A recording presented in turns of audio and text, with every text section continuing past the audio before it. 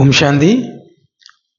இன்னைக்கு நம்ம Shankar பார்ட்டினுடைய part number 6 video நம்ம பார்க்க போகிறோம்.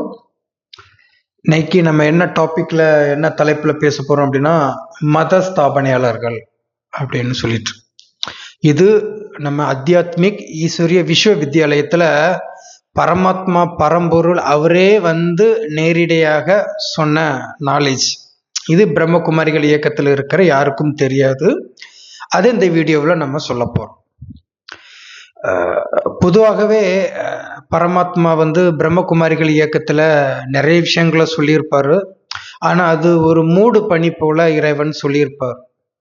அது என்று தந்தை டீச்சர் பார்ட்டு டைரக்டாக அத்தியாத்மிக் ஈஸ்வரிய விஸ்வவித்யாலயத்தில் அவர் பேசுகிறாரோ அப்போதுதான் அந்த ரகசியங்களை சொல்கிறாரு. அப்போ அது என்ன ரகசியம்ங்கிறத நம்ம இன்னைக்கு இந்த வீடியோவில் மத ஸ்தாபனையாளர்களை பற்றி பார்க்கலாம். பரமாத்மா தந்தை சிவ பரமாத்மா என்ன சொல்றாரு அப்படின்னா 10 விதமான மத ஸ்தாபனையாளர்கள் இந்த உலகத்துல இருக்கிறதா தந்தை சொல்றார். அது 10 விதமான மத ஸ்தாபனையாளர்கள் அப்படின்னா அவங்க நம்ம பிராமண பரிவாரத்துல தான் இருக்கிறாங்க. ஏன்னா இந்த உலகத்துல எவ்வளவு மதங்கள் இருக்கு, ஆனா அதை ஒரு முதல் 10 இடத்தை பிடிக்கக்கூடிய மதங்கள் பற்றிய ரகசியங்களை தந்தை சொல்றார். அதன் பிறகு நிறைய குட்டி குட்டி மதங்கள் இருக்கும். அது அந்த அளவுக்கு ரொம்ப ஃபேமஸாக இருக்காது. ஆனா அந்த 10 இந்த மதங்கள்ல இருந்து தான் அடிக்கோலிய மதங்களாக இருக்குன்னு தந்தை சொல்றார். அப்போ இந்த 10 விதமான மத ஸ்தாபனையாளர்கள் மற்றும் இந்த மதங்கள் 10 விதமான குணங்களை கொண்டு இருக்குது அப்படின்னு சொல்லிட்டு தந்தை சொல்றார். அப்போ அது என்ன குணம் என்ன ஏதுங்கிறத நம்ம பார்த்து தெரிந்து கொள்ளலாம். அப்போ 10 விதமான குணங்கள் அப்படின்னா தந்தை இதுல முதலாவது குணம் என்ன சொல்றாரு அப்படின்னா தேவதா ஆத்மாக்களுடைய குணங்கள் தான் சொல்றாரு. அதாவது அந்த 5000 வருட அந்த 4 யுகங்களுக்கான ரகசியங்களை தந்தை சொல்லி வரும்போது மதங்கள் பற்றிய கனெக்ஷனையும் தந்தை சொல்றாரு. சிறப்பா முதலாவது தேவதை ஆத்மாக்கள் பிறந்து வர்றதா சொல்றாரு. அப்போ தேவதை ஆத்மாக்கள்னா நமக்கு நல்லாவே தெரியும். சத்திய யுகத்துல முதல்ல பிறவி எடுக்கக்கூடிய ஆத்மாக்கள் தேவதை ஆத்மாக்கள் அப்படின்னு. அப்ப இந்த தேவதை ஆத்மாக்கள்ல முதல் லக்ஷ்மி நாராயணராக வர்றது நம்ம அத்தியாத்மிக்கல அந்த விதை ஜோதி பிந்து வடிவத்துல வரக்கூடிய ஆதி லக்ஷ்மி ஆதி நாராயணர்கள் தான் வருவாங்க. அதுல ஒரு 2.25 லட்சம் பேர் வராங்க. அந்த 2.25 லட்சம் பேர் விதை ரூபமானவர்கள். அந்த விதை ரூபம் மொத்தம் 2.25 லட்சம் மரங்களாக உருவெடுக்கும். அந்த 2.25 லட்சம் மரங்கள் இருக்குல்ல, அதுல ஒவ்வொரு மரத்திலுமே கிட்டத்தட்ட 36,800 ஆத்மாக்கள் இருப்பாங்க. மொத்தம் 5000 வருட ரெக்கார்டு இருக்கு. 4 யுகங்கள் வருதுல, அதிகபட்சமாக 84 இருந்து 85 பிறவிகள், அதற்கு மேல் கூட மேபி போகலாம். இருந்தாலும் 2.25 லட்சம் மரங்கள் இருக்குது. ஏன்னா 2.25 லட்சம் ஆத்தியாத்மிக்கில் இருக்கக்கூடிய ராஜாக்கள் வராங்க, அவங்களுக்கு சகயோகம் ஒரு 2.25 லட்சம் வராங்க. மொத்தம் 4.5 லட்சம் பேர்னா 2 பேரும் ஃபேர் ஆகும்போது 2.25 லட்சம் விதைகள் வருது. 2.25 லட்சம் விதையில இருந்து 2.25 லட்சம் மரங்கள் வருது. அந்த 2.25 லட்சம் மரம் 828 கோடி. இப்போ ஸ்டில் நவ் கரண்ட்ல பாப்புலேஷன் இருக்குது பாத்தீங்களா, 828 கோடி மக்கள் இருக்கிறாங்களா. இவங்க எல்லாருமே அந்த 2.25 லட்சம் அந்த மரத்துல தான் வருவாங்க. 36,800 பேர் சராசரியாக ஒவ்வொரு மரத்திலும் 5000 வருட கால்குலேஷன் கணக்கு வரும். சரி, அப்போ இதுல முதலாக லட்சுமி நாராயணர் ஆதி லட்சுமி நாராயணர்கள் வராங்க. அவங்க முதல் நாராயணர் தரவரிசை பட்டியலிருந்து தேவி தேவதா வம்சம் உருவாகுது. இது அட்வான்ஸ் பார்ட்டி நாலேஜ்ல இருந்து வரும். மொத்தம் 9 லட்சுமி நாராயணர்கள் வராங்கல்ல. இந்த 9 லட்சுமி நாராயணர்களுமே சத்தியுகத்துல ஸ்டார்ட்ல வரக்கூடிய தேவதை ஆத்மாக்கள்னு தந்தை சொல்றாரு. ரொம்ப பியூரான ரொம்ப சக்தி வாய்ந்த ஆத்மாக்களாக இவங்க இருப்பாங்க.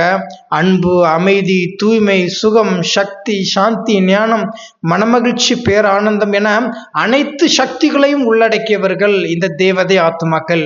சத்தியுகத்தில் வரக்கூடிய 2 கோடி ஆத்மாக்கள் அப்படி இருப்பாங்கன்னு தந்தை சொல்றாரு. பொறுமை சக்தி இருக்குமாம், பவித்திர சக்தி இருக்குமாம், எதிர்கொள்ளும் சக்தியும் அவங்களுக்கு இருக்குமாம். அந்த 8 அஷ்ட சக்திகள் இருக்கு பார்த்தீங்களா, எல்லா சக்திகளுமே உள்ளடக்கிய ஆத்மாக்களாக 2 கோடி பேர் இருப்பாங்க. அவங்க தேவதை ஆத்மாக்கள், சத்தியுக தேவதை ஆத்மாக்கள் அப்படின்னு தந்தை சொல்றார். ஏன்னா இப்பவுமே நம்ம அந்த தேவதை ஆத்மாக்கள்ல சென்டர்களே பார்க்க முடியும்னு தந்தை சொல்றார். அவங்க ரொம்ப பொறுமையா இருப்பாங்க. யாருடைய விஷயங்களும் அவங்க தலையிட மாட்டாங்க. சத்தியத்தின் பாதையை அவங்க வழிநடத்தி கொண்டு போவாங்க. சேவையை அவங்களுடைய மூலாதாரணமாக எடுத்துக்குவாங்க. யாரை பற்றி கண்டுகொள்ள மாட்டாங்க. தந்தை சொல் அப்படியே ஃபாலோ பண்ணக்கூடிய ஆத்மாக்களாக பவித்திர தன்மை இருக்கும், தூய்மை தன்மை இருக்கும். அது நம்பர் 1 தேவதை ஆத்மாக்கள், சத்தியுக ஆத்மாக்கள். அது சூரிய வம்சம் அப்படின்னு தந்தை சொல்றார். அப்போ 2வது யுகம் வருது பார்த்தீங்களா, திரேதா யுகம். அது சந்திர வம்சம்னு தந்தை சொல்றாரு. அதுல ராமராஜ்யம் நடக்கும். சீதாராமனுடைய 12 ராமர் சீதையனுடைய ராஜ்யம் நடக்கும் சொல்றாரு. அது சந்திர வம்சம். அதனாலதான் ராமருடைய கையில பாருங்க வில் அம்பு காட்டப்பட்டிருக்கு பார்த்தீங்களா. அந்த வில் அம்பு அப்படின்னா எதிர்கொள்ளும் ஏற்றுக்கொள்ளும் சக்தி அதிகமாக இருக்கும். யாரையும் பழிவாங்குதல் என்கிற எண்ணம் இருக்காது. அப்போ எதையும் தட்டி கேட்கக்கூடிய ஒரு குணங்கள் இருக்கும். ஏன்னா பாபாவுடைய சென்டர்கள்லையுமே நிறைய பேர் இருக்கிறாங்க. இதை செய்யக்கூடாது அதை செய்யக்கூடாதுன்னு சொல்லிட்டு ஆர்டர் கொடுக்கக்கூடிய குழந்தைகள் இருக்கிறாங்களா. அவங்களாம் திரேதாயுகத்தில் வரக்கூடிய தேவி தேவதைகளாக வருவாங்க. அந்த 1250 வருடம் அந்த சந்திர வம்சத்துக்கு வரக்கூடிய ஆத்மாக்களாக இருப்பாங்க. ஏன்னா பக்தி மார்க்கத்திலே சொல்றாங்களே, ராவணனை ராமர் வெற்றி கொள்றாருல வில் அம்பு மூலமாக. அப்போ சென்டர்ல இருக்கக்கூடியவங்க கிட்ட எப்போதுமே ஒரு விதமான ஒரு டிஸ்டன்ஸ் மெயின்டைன் பண்ணி அவங்களுக்கும் இவங்களுக்கும் ஒரு எதிர்மறையான விஷயங்கள் கொஞ்சம் நெகட்டிவ் இருக்கும் வைங்களேன். அப்போ அவங்களே அடிபணியக்கூடிய அளவுக்கு கொஞ்சம் புகழ்ந்து பேசினால் அதற்கு கொஞ்சம் இறங்கும் மனப்பாங்கு கொண்டவர்களாக இருப்பாங்க. கொஞ்சம் எதிர்கொள்ளும் சக்தி இருக்குன்னு தந்தை சொல்றாரு. இது 2வது கேட்டகரியில இருக்கக்கூடிய சந்திர வம்சம், திரேதாயுக தேவி தேவதை ஆத்மாக்கள் அப்படின்னு தந்தை சொல்றாரு. இப்படி 2 விதமான ஆத்மாக்கள், 2 விதமான கேரக்டர் வயசுல சத்தியுகம் திரேதாயுகம் ஆகிய சொர்க்கம் முடிவடையுது. அரை கல்பம் முழுவதும் இப்படிப்பட்ட ஆத்மாக்களுடைய கேரக்டர் வருதுன்னு தந்தை சொல்றாரு. அப்போ இதுக்கு பிறகுதான் மதங்கள் பற்றிய மத ஸ்தாபனையாளர்கள் வெளியே வராங்க. அதுதான் நம்ம இன்னைக்கு வீடியோ பார்க்க போறோம். வீடியோக்கு போகலாம். ஏற்கனவே நான் வீடியோ நம்பர் சங்கர் பார்ட் 4ல நான் சொன்ன ஞாபகம் இருக்கு. நான் அதுல என்ன சொல்லியிருப்பேன் அப்படின்னா, பனகியா அப்படின்னு சொல்லிட்டு எர்த்துக்குவாக்கு நடந்து இப்ப இருக்கக்கூடிய அந்த தனித்தனி இந்தியாவினுடைய மேற்கு பக்கம், இந்தியாவினுடைய கிழக்கு பக்கம் நிறைய நாடுகள் கண்ட்ரி இருக்கு பார்த்தீங்களா. அது எல்லாமே அந்த எர்த்துக்குவாக்கு நடந்து சுனாமி பல்வேறு மரபணு மாற்றங்கள் ஏற்பட்டு 3ஆம் உலகப் போர் 2036 சம்திங்ல நடந்து இப்படி பல்வேறு மாற்றங்களின் அடிப்படையில் உலகம் அழியுதுன்னு நான் ஏற்கனவே சொல்லியிருப்பேன்.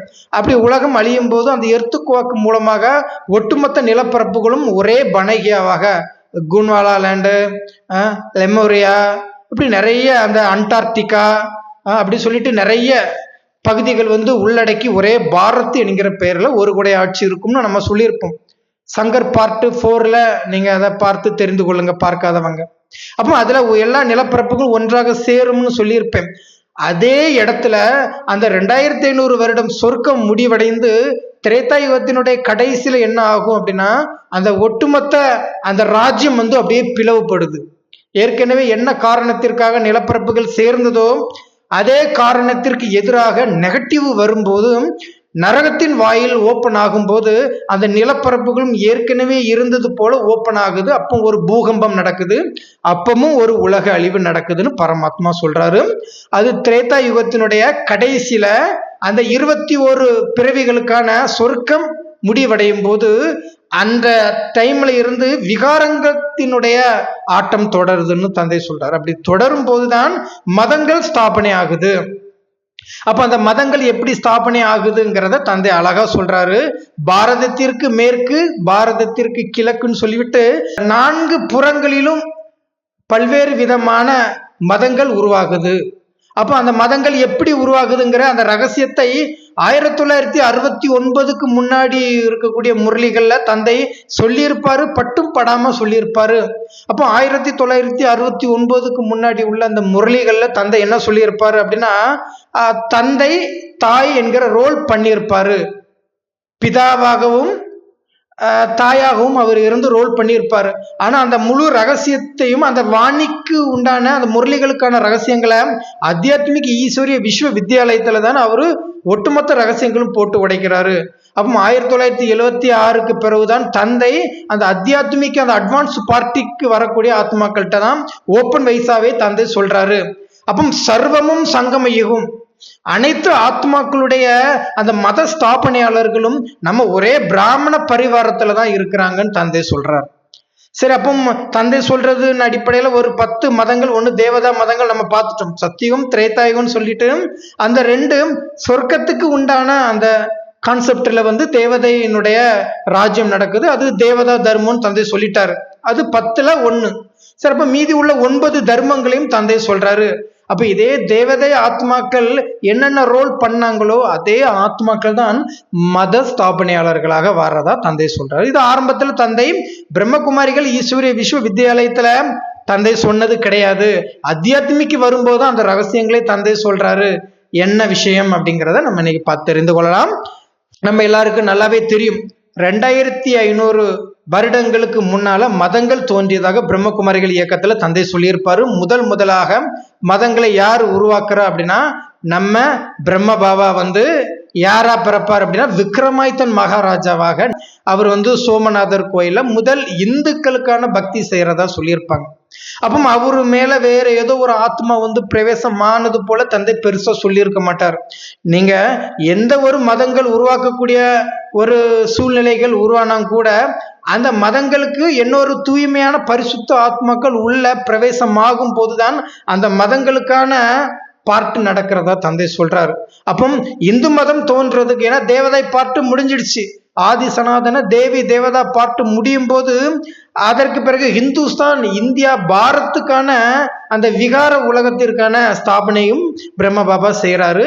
அப்ப அவர் விக்ரமாதித்தன் மகாராஜாவாக அவர் பிறக்கும் போது இந்து மதத்திற்கான முதல் பக்தி அவர் உருவாக்குறாரு. அப்போ ஒரு சூட்சமமான ஒரு ஆத்மா அவர் உடலில் பிரவேசமாகி இந்துக்கள் ரீதியாக முதல் மதத்தினுடைய மத குருவாக, முதல் மதத்தினுடைய ஆதார மூர்த்தியாக பிரம்ம பாபா தான் வராரு. ஆனா அவருமே தூய்மையாக பவித்திரத்தன்மை இருக்குதுன்னு தந்தை சொல்றாரு. ஏன்னா அந்த 2036 உலக அழிவு வரும்போது நம்ம பிரம்ம பாபா கூட கொஞ்சம் வித்தியாசமான ரோல் பண்றதா சொல்றாங்க. சிவபாபாவே சொல்றாரு, அந்த விரந்தர் தேவ் தேசித்து அவங்களுடைய சரீரத்தில் இருந்தே தர்மராஜா ரோல் பண்றது நம்ம பிரம்ம பாபா தான் பண்றாரு, லேக்கராஜ் அவங்க தான் பண்றாங்க. அவன் அந்த தர்மராஜ் ரோலுக்கான ரகசியங்களை நம்ம ஒரு வீடியோ கொடுப்போம். தந்தை பிரம்மாண்டமா பேசியிருக்கிறார் பிரம்ம பாபாவை, சிம்பிளாலாம் கிடையாது. ஏன்னா அவர் நம்பர் 1 பவித்திரத்தா ஆத்மான்னு தந்தை சொல்றதுனால அவர் பெரிய லெவல்ல மதங்களை ஸ்தாபனை பண்றது கிடையாது. சனாதன தர்மம் இந்துசமாக இந்துஸ்தான்ங்கிற பேர்ல வருது. ஆனால் ஒரு தூய்மையான ஆத்மா ஒன்று பிரவேசம் ஆகும் போதுதான் அவருமே அந்த மதங்களை அவர் உருவாக்குறாரு. சரி, அப்ப என்ன மாதிரி ஆத்மாங்கிறத நம்ம பிற்காலத்துல வீடியோக்குள்ள பார்த்து தெரிந்து கொள்ளலாம். அப்போ அவர் மூலமாக முதல் இந்து மதம் ஸ்தாபனை ஆகுது. இவர் 2வது நாராயணராக பிறவி எடுக்கிறாரு அந்த சத்தியுகத்துல. அப்போ இவர் தான் இந்துக்களுக்கான விதை ரூபமாக வராரு. ஒரு மத பிதா ஒண்ணு அவர் உடல்ல பிரவேசமாகி இந்த செயல்களை செய்யுதுன்னு வைங்களேன்.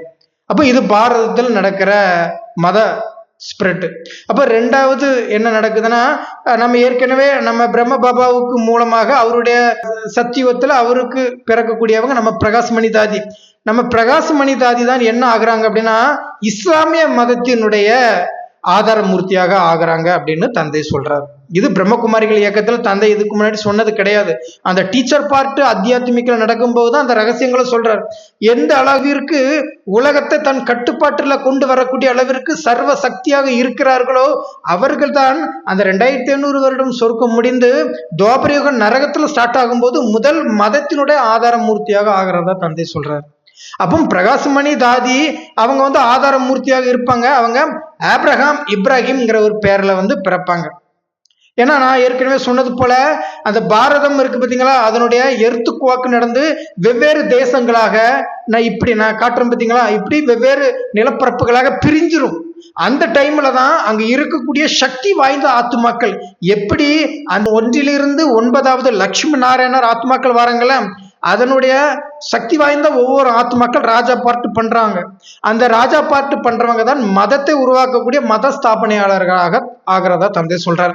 அப்போ அந்த எர்த்துக்குவாக்கு நடந்து பாரதம் தவிர்த்து கிழக்கு மேற்கு நார்த்து சவுத்து சொல்லிட்டு எல்லா இடங்களிலுமே அந்த நிலப்பரப்புகள் பிரியுது பார்த்தீங்களா. அப்போ இதே 9 லட்சுமி நாராயணர்களாக இருக்கக்கூடியவங்க ஒவ்வொரு நிலப்பரப்புகள்ல போய் ஜாயிண்ட் ஆயிடுவாங்கன்னு தந்தை சொல்றாரு. அப்ப அந்த நிலப்பரப்புகள் வெவ்வேறு விதமாக பிரியும் போதும் அந்த வெவ்வேறு நிலப்பரப்புகளையும் ஒவ்வொரு குரூப்பிசம் கேரக்டர் மக்கள் உருவாக்குறதா சொல்றாரு.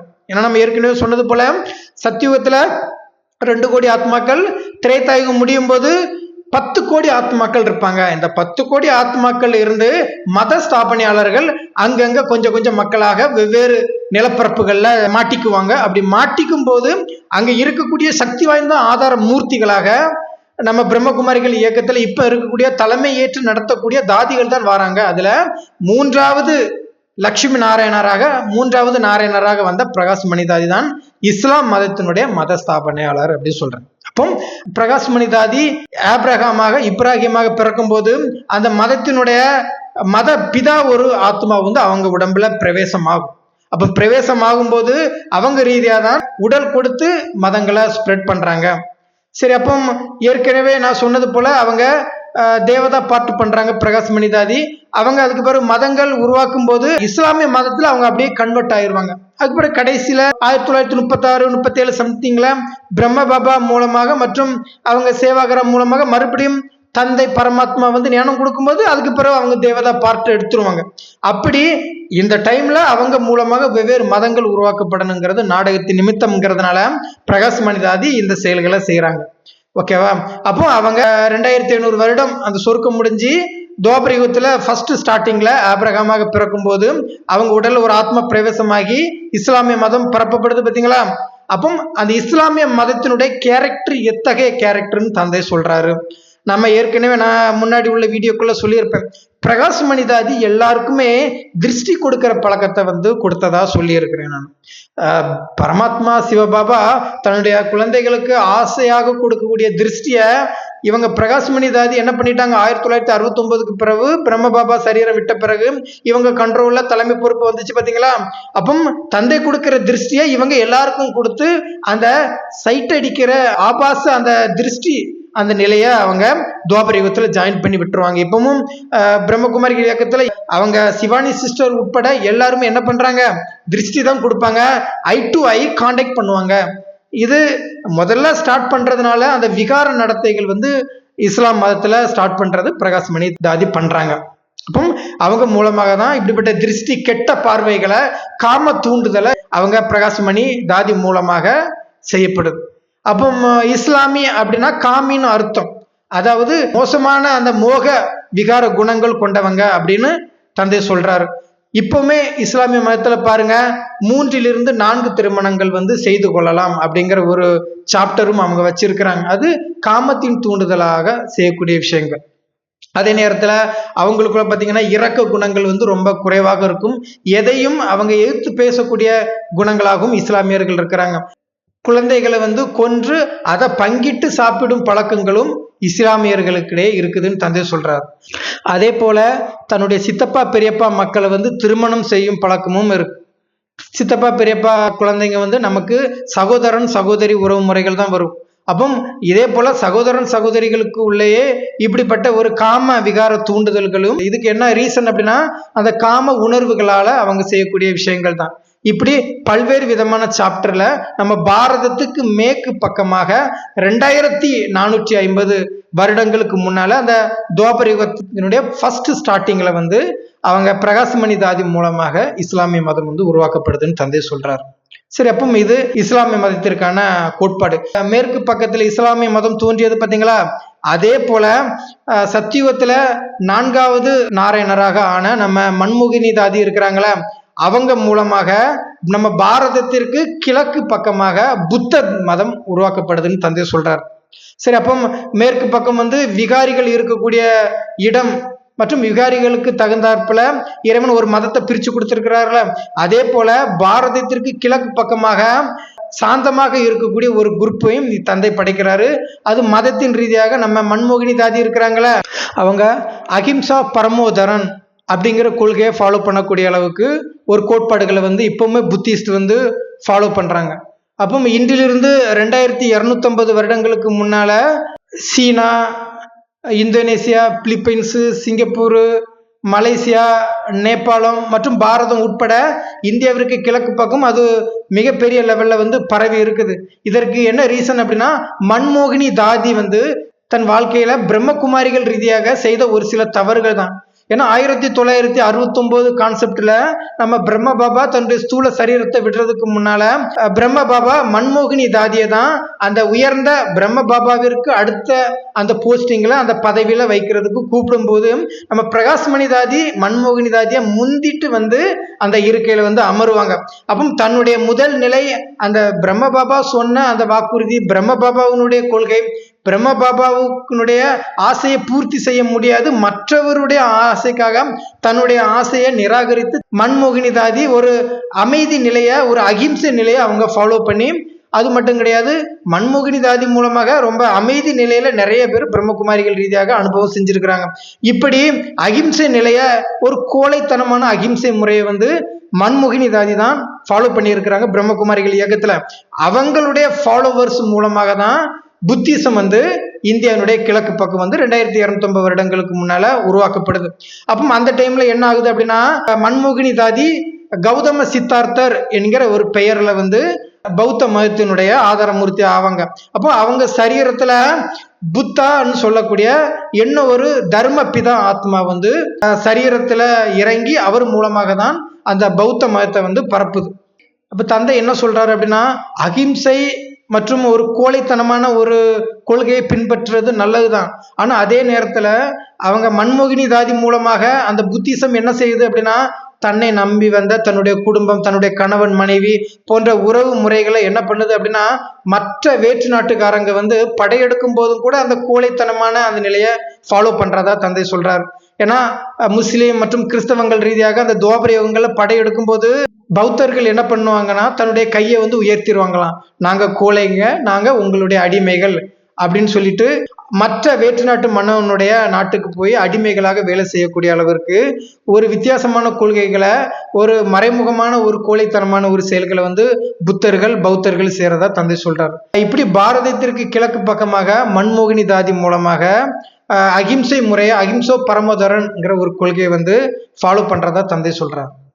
அடுத்தது நம்ம பாரதத்துக்கு மேற்கு புறமாக கிறிஸ்தவ மதம் தோன்றுது. இந்த கிறிஸ்தவ மதம் யார் மூலம் உருவாக்கப்படுதுன்னா, நம்ம பிரம்மகுமாரிகள் இயக்கத்துல வந்து 5வது ஸ்ரீமன் நாராயணராக 5வது நாராயணர் ஆனாங்க நம்ம ஜானகி தாதி, அவங்க தான் உருவாக்குறாங்க பாரதிற்கு மேற்கு பக்கமாக. ஏன்னா இப்பவும் பாரதத்திற்கு மேற்கு புறமாக கிறிஸ்தவர்கள் அதிகமாக இருப்பாங்களே, அவங்க நம்ம ஜானகி தாதி மூலம் உருவாக்கப்பட்டவங்க தான் அப்படின்னு சிவத்தந்தை ஆத்தியாத்மிக்ல சொல்றாரு. நம்ம எல்லாருக்குமே நல்லா தெரியும். இப்போ நம்ம ஃபாலோ பண்றோம் பார்த்தீங்களா, கிபின்னு சொல்லிட்டு 2025, இப்போ 2026 வரப்போகுது பார்த்தீங்களா, இன்னும் ஒரு 2 வாரத்துல.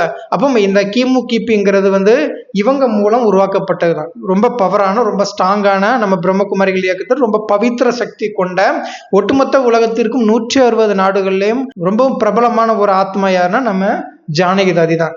ஓகேவா? இவங்க இன்றிலிருந்து 2025 வருடங்களுக்கு முன்னால வந்து இஸ்ரேவேல்ல அவங்க பிறப்பாங்க. சரி, அப்போ நம்ம பாரதத்திற்கு மேற்கு புறமாக ஜானகி தாதி பிறக்கும்போது, அப்போ அவங்க வந்து இயேசுங்கிற பேர்ல வந்து பிறப்பாங்க. அப்போ பிறக்கும்போது அவங்க ஜானகி தாதி சரீரத்துல வந்து கிறிஸ்துங்கிற ஒரு ஆத்மா வந்து, ஒரு தர்ம பிதா ஆத்மா வந்து பிறவி எடுக்கும். அப்போ அந்த தர்மபிதா ஆத்மாவிற்கு ஆதார மூர்த்தியாக நம்ம ஜானகி தாதி தான் வராங்க.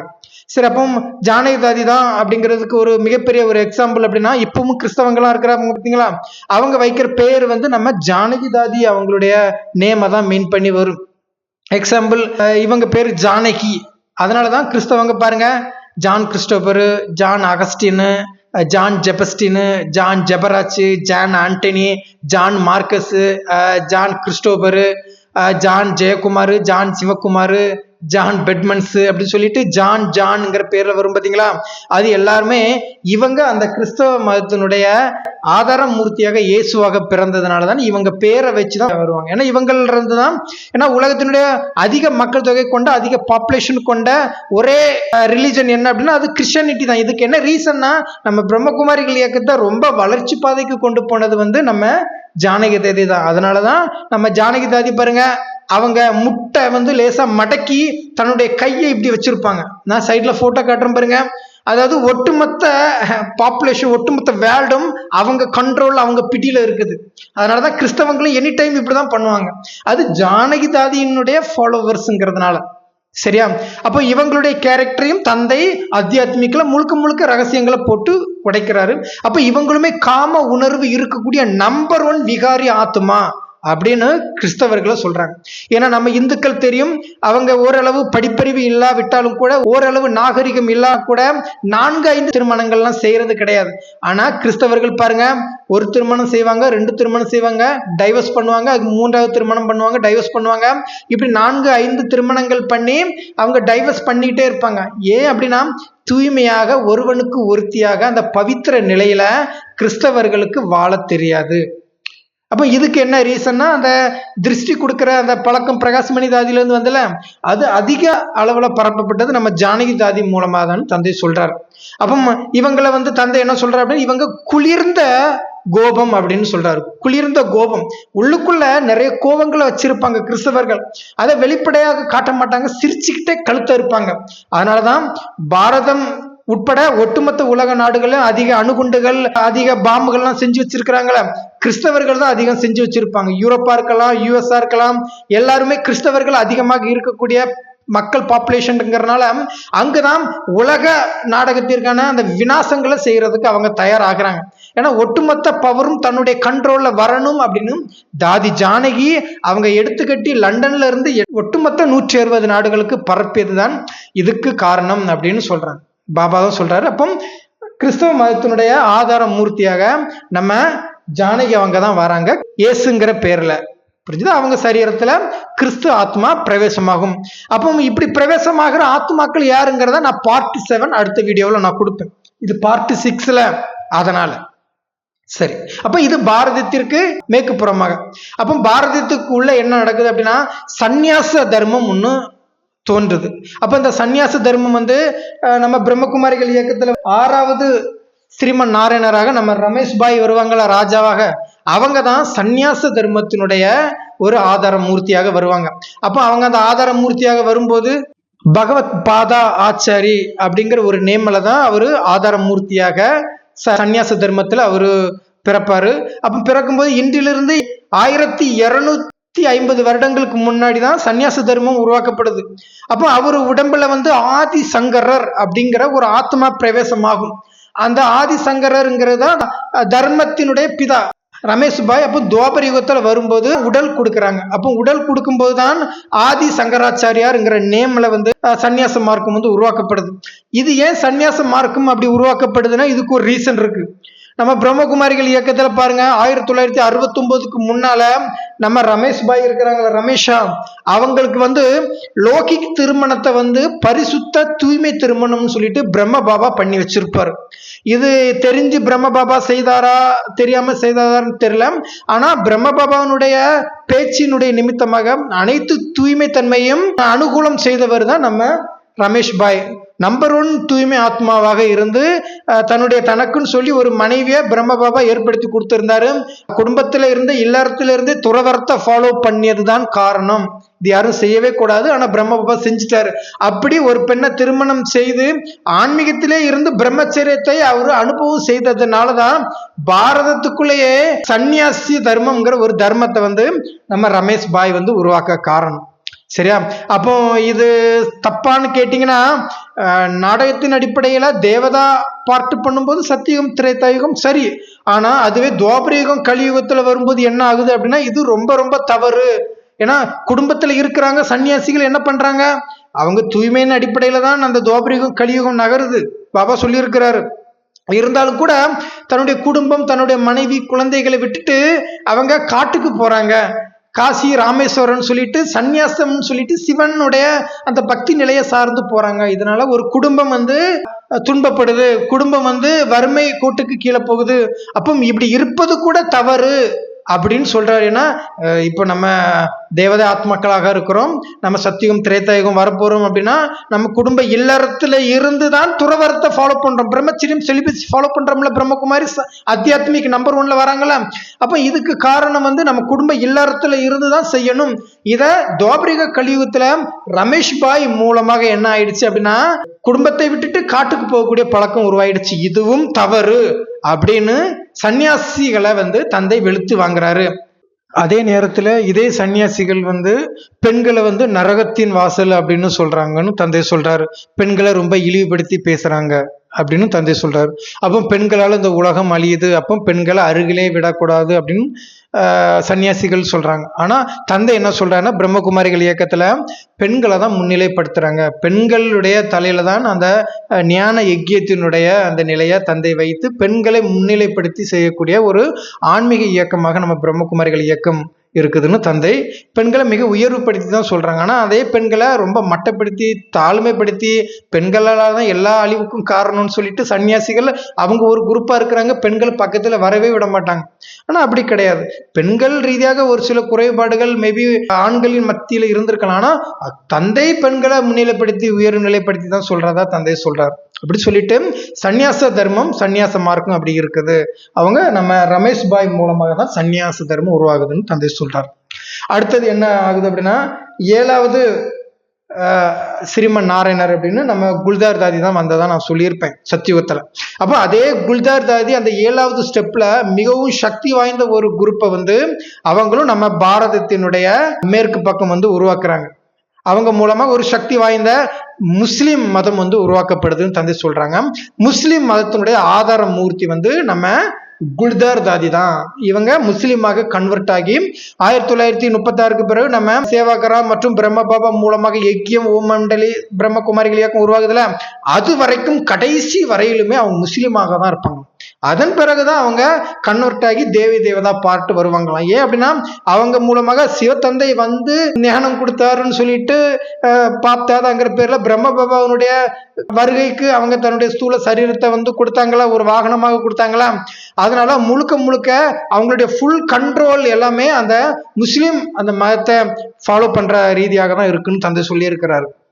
அதே நேரத்துல இவங்க நபிகள் நாயகமாக இன்றிலிருந்து 1400 வருடங்களுக்கு முன்னால அவங்க அரபியில பிறப்பாங்க.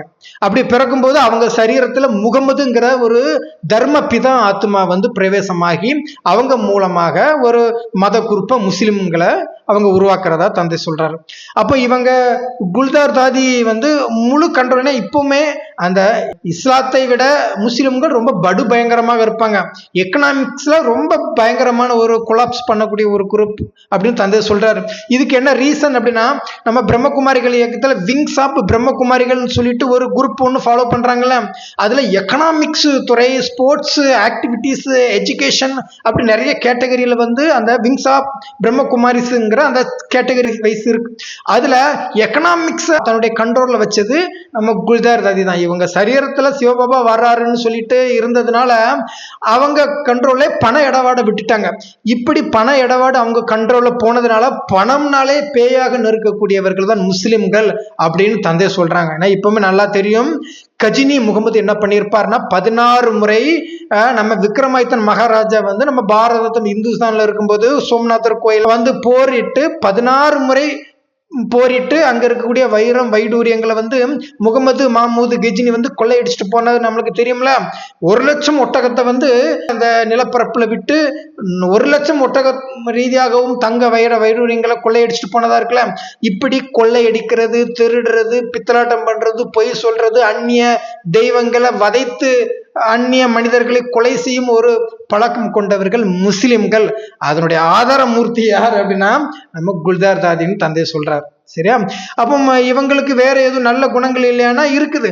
இவங்களை நம்ம தஞ்சம் அடைஞ்சிட்டா இவங்க விட்டுருவாங்க அப்படின்னு தந்தை சொல்றார். அதே போல நம்ம இந்து மதத்தில் இருக்கக்கூடிய வேத சாஸ்திரங்களை எரிக்கிறது, அதை கிழிச்சு போடுறது, இந்து மத கோயில் சிலைகள் இருக்குல்ல, அது எல்லாத்தையுமே அவங்களுடைய நடந்து போகக்கூடிய படிக்கட்டுல இந்து மத கோயில் தெய்வங்களுடைய சிலைகளை பதித்து அதுல நடந்து போறது போல இழிவுபடுத்தக்கூடிய ஒரு செயல்களையும் செய்யறதா தந்தை சொல்றாரு. குரான்களை படித்து கொண்டே மத கொலைகளையும் செய்வாங்க. அவங்களுக்கு அந்த குரான் தான் மெயின்ங்கிற ஒரு கான்செப்ட்ல இருக்கக்கூடியவங்க அப்படின்னு சொல்லிட்டு தந்தை குல்தார் தாதி ரீதியாக அந்த முஸ்லிம் மதம் உருவாக்கப்பட்டதை தந்தை வர்ணனை செய்து சொல்றார். இவங்க 7வது ஸ்ரீமன் நாராயணராக சத்தியுகத்தில் வருவாங்க. இவங்க தான் முஸ்லிம் மதத்தையும் உருவாக்குறாங்க அரபியில அப்படின்னு சொல்றாரு. அடுத்தது பாத்தீங்கன்னா 8வது ஸ்ரீமன் நாராயணராக சத்தியுகத்தில் வருவாங்க நம்ம ரத்தன் மோகினி. அவங்க தான் என்ன ஆகுறாங்க அப்படின்னா ஷீக் மதத்தை உருவாக்கக்கூடிய சீக்கிசத்தினுடைய ஆதாரமூர்த்தி ஆகுறாங்க. அப்போ அந்த டைம்ல அவங்க ரத்தன் மோகினி என்ன மாதிரி உடல் எடுத்திருப்பாங்க அப்படின்னா ஷீக் குரு அங்கத் அப்படிங்கிற ஒரு சரீரம் ஒன்று எடுத்திருப்பாங்க. அந்த சீக்கிசத்தினுடைய ஆதார மூர்த்தியாக இருப்பாங்க. அந்த டைம்ல அவங்க சரீரத்துல வந்து நானக் தேவிஜி அப்படின்னு சொல்லிட்டு ஒரு அந்த தர்ம பிதா ஆத்மா பிரவேசமாகும். அப்போ பிரவேசமாகி அவங்க மூலமாக இன்றிலிருந்து 500 வருடங்களுக்கு முன்னால அந்த சீக்கிசம் வந்து பரப்பப்படுது. பாரதத்திற்கு மேற்புறமாக பரப்பப்படும். நாங்க தான் மிக உயர்ந்தவர்கள் என்கிற கொள்கையை பின்பற்றும் விதமாக. அப்போ தந்தை மற்ற மதங்களை விட இந்த சீக்கிசம் இருக்கு பார்த்தீங்களா, சிங்கு, இவங்களை தான் மிக உயர்வாக சொல்றாங்க. ஏன்னா மற்ற மதங்கள் மற்றும் கிறிஸ்தவர்கள், இஸ்லாம், முஸ்லிம்கள் இவங்க வந்து பல மனைவிகள், பல தாரங்கள், அப்படிப்பட்ட ஒரு சில விபச்சார நடத்தைகள் செய்யறதா தந்தை சொல்றாரு. ஆனால் அதை விட இவங்க ரொம்பவும் தூய்மையை கடைபிடிக்கக்கூடியவங்க அப்படின்னு தந்தை சொல்றாரு. குருநானக்கை ஃபாலோ பண்ணக்கூடியவங்க. அந்த சீக்கியர்கள் என்ன பண்ணுவாங்கன்னா, தன்னுடைய கணவன் மனைவி யாரா இறந்துட்டா அவங்க பிரம்மச்சரியத்தை தான் ஃபாலோ பண்ணுவாங்க. அடுத்த திருமணங்கள், அடுத்த கணவன் மனைவி தேட மாட்டாங்க. அதே நேரத்துல நாடுகளுக்கிடையே போர்கள், பாரதம் மீதான போர்கள் அப்படி வரும்போது முதல் நிலையில இருந்து தன்னுடைய வீட்டுக்கு ஒரு போர் வீரனை வந்து அனுமதிப்பாங்களாம். தன்னுடைய வீட்டிலிருந்து ஒரு போர் வீரனை போருக்கு அலோட் பண்ணுவாங்க. இதுக்காக நிறைய உயிர் பலிகளையும் கொடுக்கறதா தந்தை சொல்றாரு. மிக உயர்ந்த பரிசுத்தமானவர்களும் தந்தை சொல்றாரு. சீக்கியர்கள் வந்து அவங்க உழைத்து தான் சாப்பிடுவாங்களாம், மற்றவர்களுடைய உழைப்புல இருந்து சாப்பிட மாட்டாங்க. மிகவும் தூய்மையாக வாழக்கூடிய ஒரு ஆத்மாக்கள் கொண்ட ஒரு தர்மம் அப்படின்னு சொல்றாரு. அதே நேரத்துல அந்த சதோ குணம் வருவதுங்களா, தமோ குணம், அந்த டைம்ல அவங்க மதத்தினுடைய தீவிரவாதியாகவும் ஆவாங்களாம் சிங்க ஆளுங்க அப்படின்னு சொல்லிட்டு. அப்போ அது நம்ம ரத்தன் மோகினி தாதி மூலமாக உருவாக்கப்படுது. அது நம்ம பாரதத்துக்கு மேல அந்த ஒரு குரூப் வருது, பாகிஸ்தான் அப்படின்னு சொல்லிட்டு தந்தை சொல்றாரு. அடுத்தது நம்ம பாரதம் மற்றும் ஒட்டுமொத்த உலகத்திலும் ரொம்ப ஃபேமஸான ஒரு தர்மம் வருது, ஆரிய சமாஜம் அப்படின்னு தந்தை சொல்றாரு. இன்றிலிருந்து வெறும் 150 வருடங்கள் தான் ரொம்பவும் ஃபேமஸா இருக்கு. வெறும் 150 வருடங்கள் 1875 உருவாக்கப்பட்டது இந்த ஆரிய சமாஜம். ஆனா இந்த 150 வருடங்களில் ஒட்டுமொத்த உலகம் ரீதியாக ஃபேமஸ் ஆனது. இதுக்கு என்ன ரீசனுங்கிறதே நம்ம பார்த்துறோம். இந்த ஆரிய சமாஜத்தினுடைய ஆதாரமூர்த்தி யாருன்னா நம்ம ஜெகதீஷ் பாய் தான். அவர் தான் 9வது லட்சுமி நாராயணராக சத்தியுகத்துல அவர் ராஜாவாக வருவார், 9வது நாராயணன் அப்படின்னு சொல்லிட்டு. அப்போ இவர் 9வது இடத்தை ஏன் பிடிக்காருங்கிறதும் இதுக்கு ஒரு ரீசன் ஒன்று இருக்கு. இவர் வந்து அந்த ஆரிய சமாஜத்தினுடைய மூல் சங்கர் திவாரிங்கிற ஒரு நேம்ல வந்து இவர் பிறப்பாரு. இவர் உடம்புல வந்து தயானந்த சரஸ்வதிங்கிற ஒரு வித்தியாசமான ஒரு பெண் சோல் வந்து இவங்க சரீரத்தில் வந்து பிரவேசமாகி அதன் மூலமாக ஒட்டுமொத்த 150 வருடத்தில் வேல்டு ரீதியாக பரப்பிடும். இதுக்கு என்ன ரீசன் அப்படின்னா, நம்ம பிரம்மகுமாரிகள் இயக்கத்தில் எல்லாருக்குமே நல்லா தெரியும், நம்ம BK ஜெகதீஷ் பாய் இருக்கிறார்ல, BK ஜெகதீஷ் சந்தர் பாய், இவங்க வந்து புக்ஸ் இருக்குல்ல, புக் நம்ம பிரம்மகுமாரிகள் இயக்கத்தினுடைய ஒட்டுமொத்த கலெக்ஷனுடைய டிபார்ட்மெண்ட்டினுடைய ஹெட் நம்ம BK ஜெகதீஷ் பாய். அப்போ இவங்க என்ன பண்றாங்கன்னா 1969 காலம் மட்டும் இவங்க பாப் தாதாங்கிற பேர்ல குல்தார் தாதி ரீதியாக சொல்லப்பட்ட விஷயங்கள் எல்லாத்தையுமே ஒரு மிகப்பெரிய ஒரு கோர்வையாக திரட்டி தான் சொன்னதாக இவர் உருவாக்கி புத்தகங்கள் வெளியிட்டு ஒரு சில 2-3 இங்கிலீஷ் வெர்ஷன் மூவிகளும் இவர் எடுத்து இவருடைய பர்சனல் சாப்டர் மாதிரியே இவர் ரிலீஸ் பண்ணியிருப்பார். தந்தை சொன்னதை தான் சொன்னதாட்டி இது தவறுகள் கிடையாது, ஒட்டுமொத்த உலகத்திற்கு பரப்பணுங்கிற எண்ணத்துல தான் பண்ணியிருப்பாரு.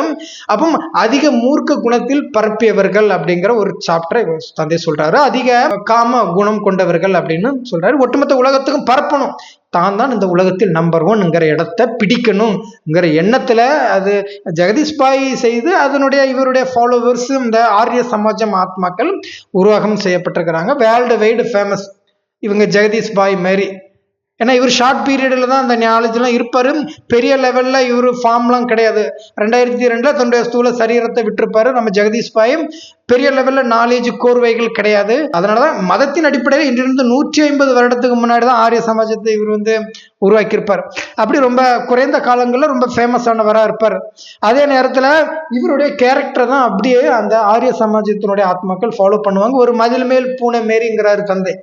அப்போ எப்படி அப்படின்னா, இங்கேருந்து ஒரு மதத்துக்கு போவாங்க, மற்ற மதத்தவர்களை வந்து நீங்கள் எங்கள் மதத்துக்கு வரலாம், நாங்கள் உங்களை அரவணைப்பு செய்வோம், உங்களை ஏற்றுக்கொள்வோம், எங்கள் மதத்தின் ரீதியாக மாற்றிக்கொள்வோம் அப்படின்னு ரொம்ப உறுதிமொழி எடுக்கக்கூடிய ஆத்மாக்கள். ஒட்டுமொத்த உலகத்திற்கும் தன் கொள்கைகளை ஃபாலோ பண்ண வைக்கணும், எல்லாரையும் தன் தர்ம மக்களாக உருவாக்கணுங்கிறது இந்த ஆரிய சமாஜத்தினுடைய தர்மத்தினுடைய கொள்கையாக இருக்குது. அதே நேரத்தில் இவங்களும் மற்ற மதங்களுக்கு போய் அந்த மதங்கள்ல என்ன இருக்குங்கிற எல்லா விஷயங்களுமே தெரிந்து சயின்ஸ் கொண்டு தெரிந்து கொள்வாங்களாம். அப்படி தெரிந்து கொண்டு அனைத்து விஷயங்களையும் கடைசியில தன் தர்மத்திற்குள்ளே வருவாங்க. அங்கெல்லாம் சரி கிடையாது, இதுதான் சரிங்கிற ஒரு சூழ்நிலையில் அப்படின்னு சொல்லிட்டு ஒரு வித்தியாசமான கோர்வை கொண்ட மக்களாக ஆரிய சமாஜம் தர்மம் உருவாகுது அப்படின்னு தந்தை சொல்றாரு. இப்படி 9 தர்மத்தினுடைய ஆத்மாக்களுடைய ஆதார மூர்த்தி நம்ம பிரம்மகுமாரிகள் இயக்கங்கிறத நீங்க தெரிஞ்சுக்கிட்டீங்களா? 10வது ஒரு தர்மம் தந்தைக்கு எதிராக இருக்கக்கூடிய ஒரு தர்மத்தை சொல்றாரு. இது தர்மம்னு சொல்றதா என்னங்கிறத நீங்க தெரிந்து கொள்ளுங்க. இது நாஸ்திக தர்மம்னு சொல்றாங்க. இதுக்கு ஹெட் எதுவும் கிடையாது, இதுக்கு ஒரு பீப்புள்ஸ் ஒருத்தங்க இருக்கிறாங்க. அது என்ன ஏதுங்கிறது நம்ம பிற்காலத்துல பார்ப்போம். இந்த குரூப் என்ன மாதிரி இருக்குன்னா, இவங்க இறைவனை ஏத்துக்கிறது இல்ல, பரமாத்மாவை ஏத்துக்கிறது கிடையாது, தர்மத்தை ஏத்துக்கிறது கிடையாது, ஆத்மாக்களை ஏத்துக்கிறது கிடையாது, தான் தான் அனைத்தும் அப்படிங்கிற எண்ணத்துல வாழ்றாங்க. தான் தான் எல்லாத்தையும் செய்யறோம், தான் தான் எல்லாத்தையும் அழிக்கவும் முடியும் என்கிற எண்ணத்துல இந்த அணுகுண்டுகளா செய்து பார்த்தீங்களா? அவங்க கிறிஸ்தவ, இஸ்லாம், முஸ்லிம் தர்மத்தில் இருந்தாலும் கூட அவங்க நாஸ்திகர்கள் தான் அப்படின்னு தந்தை சொல்றாரு. இவங்க தான் ரொம்ப ஈகோ அகங்காரத்தில் இருக்கக்கூடிய தந்தை. காம, குரோத, மோக, லோகத்துல இருக்கக்கூடிய மனிதர்களை கூட மன்னிச்சு விட்டுருவாரு. ஆனா அந்த ஈகோங்கக்கூடிய அந்த முட்டாள் குணம் கொண்ட மனிதர்களை தந்தை மன்னிக்கிறது கிடையாது. ஏன்னா தான் இருக்கக்கூடிய தன்னுடைய கிளையே வெட்டி வீசி எறிகிறாங்க. அப்படியே அணுகுண்டுகளை செய்யக்கூடிய ஆத்மாக்கள், அலாதி நிறைந்து இருக்கக்கூடியவங்க இந்த நாஸ்திக தர்மங்கள். அவங்க இறைவன் நிமித்தமாகவே இருப்பாங்க, ஆனா இறைவனை ஏற்றுக்கொள்றது இல்லை அப்படின்னு தந்தை சொல்றாரு.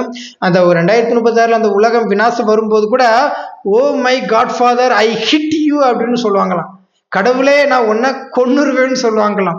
அந்த அளவிற்கு முட்டாள்கள் இருக்கக்கூடிய ஒரு நாஸ்திக தர்மம்னு ஒண்ணு வேர்ல்டு வைடு ஒட்டுமொத்த 198 நாடுகளையும் பரவி இருக்கிறதா தந்தை சொல்றாரு. இப்படி 10 தர்மத்தினுடைய ஆதார மூர்த்திகளும் அதன் சரீரத்தில் வரக்கூடிய அந்த தர்ம பிதாக்களும் இருக்கிறதா தந்தை சொல்றாரு. இப்படி 10 தர்மத்தினுடைய வித்தியாசமான கேரக்டர் வைஸ்ல ஆத்மாக்கள் நம்ம ஒரே பிராமண பரிவாரத்துக்குள்ள இருக்குது. அந்த பிராமண பரிவாரம் எங்க இருந்து உருவாக்கப்படுதுன்னு தந்தையே, சிவ தந்தையே அத்தியாத்மிக்க சொல்றாரு. 2.25 லட்சம் விதைகள்ல இருந்துதான் அது உருவெடுக்குது. அப்போ 2.25 லட்சம் மரம் வருது பாத்தீங்களா? நான் ஏற்கனவே ஸ்டார்டிங்லேயே சொல்லியிருப்பேன், 36,800 பேரு அந்த 2.25 லட்சம் அந்த மரத்துல இருக்கிறாங்க. ஒவ்வொரு மரம் இருக்கு, ஒவ்வொரு மரத்துல 36,800 பேர் இருக்கிறாங்க. கொஞ்சம் கூடும் குறையும்.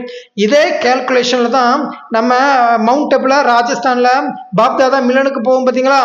35,000 45,000 வரைக்கும், 30,000 40,000 வரைக்கும் அங்க பாப்தாதா மிலனுக்கு மீட்டிங் போறாங்களா? அது ஏன் அவ்வளவு பாப்புலேஷன்ல இருக்கிறாங்கன்னா, ஒரு மரத்துல இவ்வளவு பேர் வேணுங்கிறதுனாலதான் அவங்க அந்த குருப்பிசத்தை பாப்தாதா மிலன்ல அவங்க ஃபாலோ பண்ணுவாங்க. அது இதுல இருந்து வந்ததுதான். அப்போ இந்த 10 தர்மத்தினுடைய 10 தர்மம் மட்டும் கிடையாது. ஏன்னா கிறிஸ்டியானிட்டியில நிறைய பிரான்ச் இருக்கு, இஸ்லாம்ல நிறைய பிரான்ச் இருக்கு. பாருங்க, இவ்வளவு மதங்கள் இருக்கு. இதெல்லாம் அந்த 10 தர்மத்திற்கு உட்படக்கூடிய பிரான்ச் அமைப்புகள் தான் தந்தை சொல்றாரு. இதுல முக்கியமான ஹெட் ரிலிஜனை தான் நம்ம இன்னைக்கு பார்த்துருக்கிறோம். அப்போ இதற்கு அடித்தளம் விட்டது என்ன அப்படின்னா, அந்த 10 விதமான அந்த தர்ம ஆத்மாக்கள் நம்ம அத்தியாத்மிகள் இருக்கக்கூடிய 2.25 லட்சம் பேர் தான் விதையாக இருக்கிறாங்க. பிரம்மகுமாரிகளை விட ரொம்ப பயங்கரமானவங்க அத்தியாத்மிக்கு. அவங்க தான் அந்த ஆதி பார்ட் பண்றதுனால, ஆனா அவங்களுக்கு தான் பூஜை பக்திகள் இருக்குதுன்னு சொல்றாரு. ரொம்ப பவர்ஃபுல்லான சோல்ஸ். இதே சரீரத்தை எல்லாரும் இயக்க முடியாதுல்ல, அத்தியாத்மிகள் எல்லாரும் இயக்க முடியும்னு தந்தை சொல்றாரு. அப்போ நீங்க அந்த ரகசியங்கள் நான் இன்னும் நிறைய முன்னாடிலாம் நிறைய பார்ட் 5 பார்ட் வரை கொடுத்துருக்கிறேன். அந்த வீடியோலாம் பார்க்காதவங்க அந்த வீடியோ பாருங்க. என்னுடைய அடுத்த பார்ட் வீடியோ சங்கர் பார்ட் 7ங்கிற ஒரு சாப்டர் நான் கொடுக்க போறேன். அதுல என்னன்னா, இப்போ இந்த ஆத்மாக்கள் மேல ஒவ்வொரு ஆத்மாக்கள் பிரவேசமாகி தர்மபிதா தர்மபிதா தர்மபிதான்னு அந்த தர்ம பிதாக்கள் இருக்கக்கூடிய ஒரு யக்கியம் இருக்கு. அத நான் பார்ட் 7ல அந்த குரூப் எங்க இருந்து வருது, அவங்க ஏன் தர்ம பிதாவா ஆகுறாங்க, அவங்களுக்கு அப்படி என்ன நிறைவேறாத ஆசைகள்ங்கிறத நம்ம பார்ட் நம்பர் 7ல கொஞ்சம் ஷார்ட் வீடியோவாக கொஞ்சம் சிம்பிளா நம்ம போட்டு முடிச்சிருவோம். சரி, அப்போ இதோடு மத ஸ்தாபனையாளர்கள் யாருங்கிறத இந்த ஒரே வீடியோல நீங்க தெரிஞ்சுக்கிட்டீங்களா? இது பிரம்மகுமாரி இயக்கத்தில் தந்தை சொல்லல, அதை சொல்லவும் மாட்டாரு. காலம் நேரம் பார்த்து தந்தை கரெக்டாக இந்த ரகசியத்தை சொல்லி உங்களுக்கு கொடுக்குறாரு. சரி, அப்ப எந்த அளவிற்கு இந்த உலகத்தை உங்களை அடிமைப்படுத்தணும்னு சொல்லிட்டு பிரம்மகுமாரிகள் எக்கியத்தில் உருவானாங்களோ அதே பவர்ஃபுல் சோல்ஸ் தான் ரிலிஜனாகவும் ஃபாலோ பண்ணுவாங்க. அதான் முழுக்க முழுக்க இந்த ஒரே வீடியோவில் நம்ம சொல்லி கொடுத்தாச்சு. நீங்க என்ன செய்யணுங்கிறத நீங்களே புரிந்து கொள்ளுங்க. அத்தியாத்மிக்கு நீங்க வரக்கூடிய எல்லா நடவடிக்கைகளும் நம்ம இந்த வீடியோக்குள்ள கொடுத்துட்டு தான் இருக்கிறோம். நீங்க அப்படி அத்தியாத்மிக்ல என்னன்னா 5 days கோர்ஸ் கொடுப்பாங்க. பிரம்மகுமாரிகளை 7 days கோர்ஸ் கொடுக்குறீங்களா, அத்தியாத்மிக்ல 5 days கோர்ஸ், அதுக்கப்புறம் அட்வான்ஸ் கிளாஸ் ஒரு 4 days நடக்கும். அந்த அட்வான்ஸ் கிளாஸ், அந்த அட்வான்ஸ் பார்ட் என்னங்கிறது பிரம்மகுமாரிகள்ல தெரியாது. அதை தான் அவங்க ஞான மனனம் பண்ணி தன்னுடைய புத்தியில உதிக்கிறத அட்வான்ஸ் பார்ட்டின்னு போய் சொல்லிட்டு இருக்கிறாங்க. அப்படி கிடையாது. மத ஸ்தாபனையாளர்களே யாருன்னு தெரியாது. அவங்க பிரம்மகுமாரிகள் சொல்றது சரியா இருக்குமா? அப்ப நீங்க முழுக்க ரகசியங்கள் தெரிஞ்சுக்கணும்னா நீங்க அத்தியாத்மிக்கு தான் வரணும். சரி, நீங்க அப்ப அத்தியாத்மிக்கு ஏன் மூலமா நீங்க போகணும் அப்படின்னா, நான் சைட்ல ஆதித்தன் பிபிக்கு ஆதித்தன் பிரதருடைய நான் நம்பர் கொடுக்குறேன். அவங்க கிட்ட நீங்க வாட்ஸ்அப்ல கால் பண்ணி, பிரதர் நானும் இது அட்வான்ஸ் பார்ட்டி சொல்லக்கூடிய சங்கர் பார்ட்டில நானும் கிளாஸ் அட்டன் பண்ணணும்னு ஆசைப்படுறேன். எனக்கு ஆன்லைன் கிளாஸ், நான் சகோதரி, அப்போ எனக்கு சகோதரி கான்டாக்ட் நம்பர் கொடுங்க அப்படின்னா அவங்க சகோதரி, நீங்க சகோதரியா இருந்தா சகோதரி நம்பர், பிரதரா இருந்தா பிரதருடைய நம்பர் கொடுப்பாங்க. ஜஸ்ட் ஒரு வாரத்தில் உங்களுக்கு எல்லா ரகசியங்களும் தெரிந்து விடும். நீங்க ஆதி பார்ட்டு, அந்த விதை ரூப பார்ட்டு பண்றதுதான் உங்களுடைய குவாலிட்டியே இருக்கு. ஏன்னா அத்தியாத்மிக்கு குவாலிட்டியான சோல்ஸ் தான் தேவை, டம்மி பீஸ் தான் தேவையில்ல. டம்மி பீஸ் பிரம்மகுமாரிகள் இயக்கத்துல இருப்பாங்க. சரியா? நம்ம அடுத்த வீடியோவில் மத ஸ்தாபனையாளர்களுடைய அந்த ஆதார மூர்த்திகளுடைய சரீரத்துல வருது பாத்தீங்களா, அந்த தர்ம பிதா. அப்போ பார்ட் நம்பர் 7ல தர்ம பிதாக்கள் யாருங்கிற ரகசியத்தை நம்ம என்னுடைய அடுத்த வீடியோவில் நான் கொடுக்குறேன். சரியா? நம்ம அடுத்த வீடியோவில் நம்ம மறுபடியும் சந்திப்போம். ஓம் சாந்தி.